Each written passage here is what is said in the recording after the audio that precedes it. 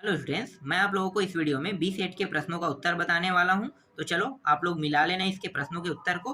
तो देखो, यहाँ पे जो प्रश्न है पहला देख लो। यहाँ पे संधि विच्छेद कृत्यो तयो नामनी लिखत कह रहा है ना, तो मधुर गीतम। तो इसका संधि विच्छेद क्या होगा? मधुर धन गीतम, इस तरह से होगा ना। तो ये अलग अलग कर देना, ये अनुस्वार संधि है। संधि का नाम पूछेगा तो अनुस्वार संधि।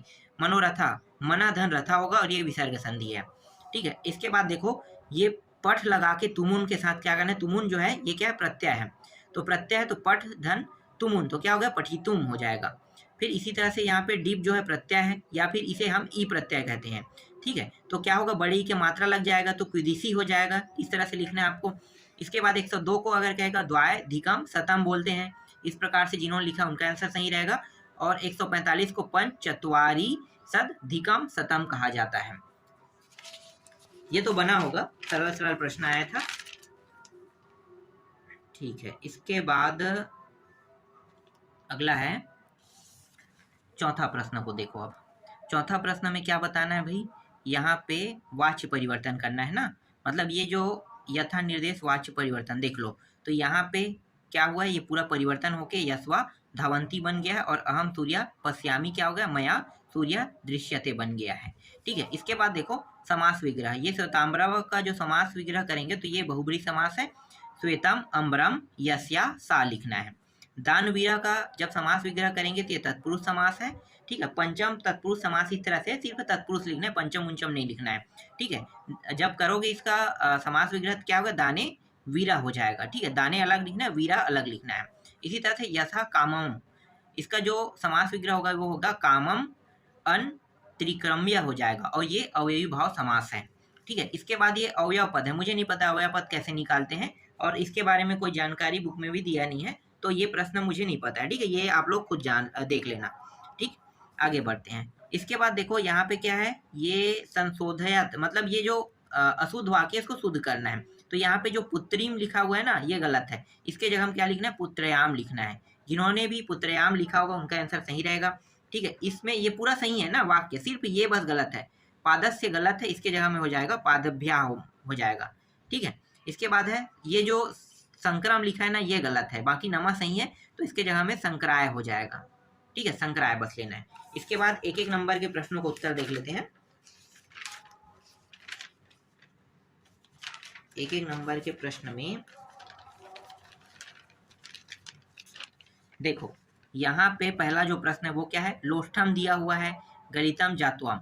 तो यहाँ पे मेरे हिसाब से बलेन आना चाहिए, कि लोष्ठम का मतलब होता है जैसे कि पत्थर चट्टान होता है। ठीक है, गलितम जातम तो क्या जाता है? तो बल जाता है ना, इस तरह से नहीं। जलेन है, फलेन है, दुद्धेन है, हाँ तो बलेन होना चाहिए। ठीक है, मैं डाउट में बता रहा हूँ, क्लियर नहीं कह रहा हूँ। ठीक है, आगे देखो, इसका उत्तर मुझे पता नहीं है तो मैं डाउट में ले रहा हूँ, बलेन हो सकता है, मैं सोच रहा हूँ। इसके बाद क्रोधात, इसका उत्तर 100% सही है, समोह, सम्मोह हो जाएगा। ठीक है, सम्मोह मतलब इसका अर्थ होता है कि अगर कोई व्यक्ति क्रोध में है तो उसके सोचने समझने की शक्ति जो है वो खत्म हो जाता है, तो ये सम्मोह होता है। ठीक है, आगे देखो, मम, मम जो है विभक्ति लेना है, षष्ठी विभक्ति लेना है। जिन्होंने भी षष्ठी विभक्ति लिया उनका आंसर सही है। यहाँ पे जगदीश, जगदीश का हो जाएगा जगत धन ईश हो जाएगा। जिन्होंने जगत धन ईश आंसर में लिया उनका आंसर सही रहेगा।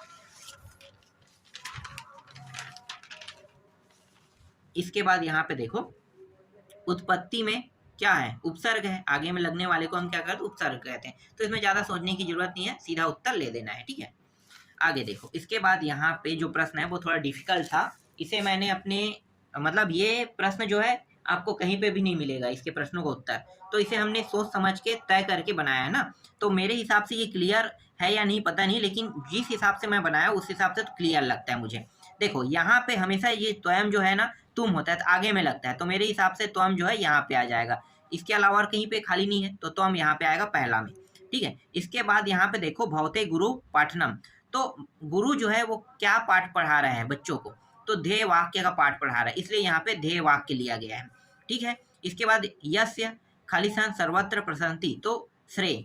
ठीक है, श्रेय, तो यहाँ पे श्रेय हो जाएगा। किसी को श्रेय दिया जाता है तो उसकी क्या किया जाता है? प्रशंसा किया जाता है, इसलिए यहाँ पे तीसरा में श्रेय आया है। चौथा में लाभानाम उत्तम, और ये बचा क्या है? रोचिष्यते, तो ये रोचिष्यते यहाँ पे आ जाएगा। और विभक्ति की बात कर रहा है तो तृतीया में कौन सा विभक्ति है? तृतीया विभक्ति। इस प्रकार से प्रश्न को बनाया गया है, ठीक है। कुछ प्रश्न ऐसे हैं जिनको हम दिमाग का उपयोग करके बनाते हैं, तो ये प्रश्न वैसा ही है।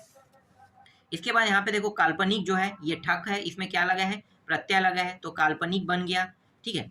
अलम क्या होगा, मिथ्या शब्द को हम क्या बोलते हैं, जैसे आम ना इस तरह से संस्कृत में था ना सत्य असत्य को, तो यही क्या है, अलम जो है ना ये असत्य वाक्य है, इसे हम हिंदी में असत्य वाक्य मिथ्या वाक्य बोलते हैं, ठीक है। तो यहाँ पे ये आ जाएगा इसका उत्तर।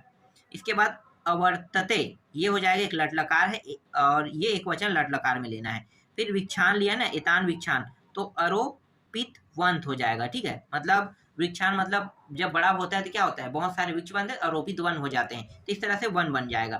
फिर ओदनस्य मुखम, तो ब्रह्मा आ जाएगा, ठीक है। ओदनस्य मुखम को आपको किसके साथ लेना है, ब्रह्मा के साथ लेना है। तो इस तरह से सही जोड़ी मिलाना है।